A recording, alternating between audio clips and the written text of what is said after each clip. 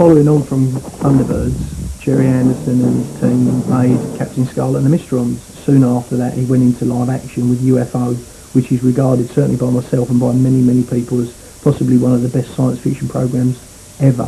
Thanks. Jerry Anderson shows have a real variety, and basically it's just a secret organisation or a military organisation that's fighting some alien threat or whatever. UFO is about a secret organisation called Shadow, and they're defending the Earth from alien invaders who are coming to capture humans and take them home to use their body parts in transplant surgery. And then Space 1999, which has got a huge, huge following within Fandersons as a club and also within science fiction circles in general. I became involved in Fandersons, the official Jerry Anderson Appreciation Society, in 1991. There was a newsletter style publication which went out, as well as a magazine called SIG. As a member of the club myself for a couple of years, I'd become very much aware that the quality of the product that they were producing, I felt was disappointing. They were initially quite fanzine-ish, and without being disrespectful, sort of amateurish, but full of enthusiasm. So I felt that I had something that I could really contribute as a graphic designer to produce a much better quality club magazine. And so I became chairman of Fanderson and also the editor of the club magazine, which we started afresh, as it were, and relaunched as FAB, F-A-B. I'd like to think of the primary function of the club as being one of archiving material. We know from just during the time that the club has been operating, various television series made by Jerry Anderson are being made, and all the material relating to those programs has invariably been junked.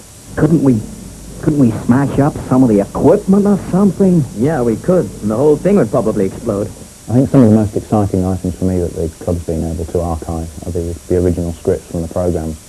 The UFO scripts in particular are very interesting too. A lot of the early ones that we have were written to a format that was quite different from the program as it ended up, which always helps to give you some idea of the thought processes that went behind actually producing the programs. Well, I think nowadays it's very easy for a child that's watched an episode of the Power Rangers or He-Man or the Ninja Turtles, when that program's finished, just to whack in a video to watch another couple of episodes that have been taped previously. Of course, during the 60s and early 70s, children didn't have the opportunity to do that.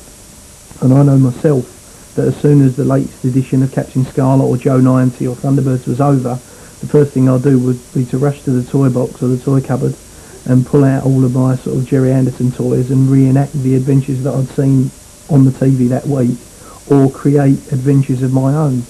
When I was about 18 or 19, I actually had a job as a messenger in the West End of London, and I happened across a shop that sold a lot of old collectibles, and I picked up an annual that I had as a kid, and it was in mint condition. I thought, oh, it'd be lovely to own this annual again in nice condition, so I bought that. So it was basically over the last sort of 15, 16 years, the bulk of my collection has really built into what it is. And as I say, the pinnacle of that has been the purchase of Melody a couple of years back at an auction. Only the head, sadly, because the body had bit the dust soon after the programme was made. Well, my entire hobby, this entire thing, started with this Eagle transporter here from Space 1999. You know, as soon as the programme ended, the credits rolled, I thought, God, I have an Eagle. Airfix brought the kit out, and I thought it was really good. And about 1980, I went to a convention in London, and I walked into this room, and there were all these models from Space 1999. They were just magnificent, fantastic, they were huge, and I just stood there and I looked at this Eagle. It was made out of brass and aluminium, perspex, fiberglass and all this. And it was just a tremendous piece of work. And I came home, and I looked at this Airfix kit, covered in dust, sitting on the shelf.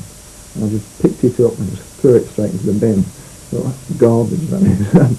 From that point on, I just had to make this stuff and make it properly. Basically, the stuff that I use is wood and plastic and fiberglass. The model that I make now will last me until I die, basically. I can just keep it forever. It's just not going to fall apart. My basic aim is to make a fake, something that looks exactly the same. And I actually sort of achieved that over the last few years.